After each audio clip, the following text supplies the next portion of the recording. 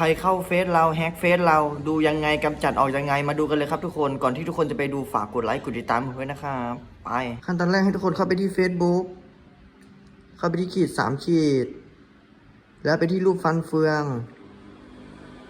แล้วเข้าไปที่ดูเพิ่มเติม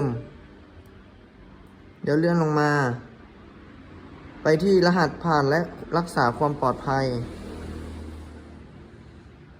แล้วไปที่ตำแหน่งที่คุณเข้าสู่ระบบ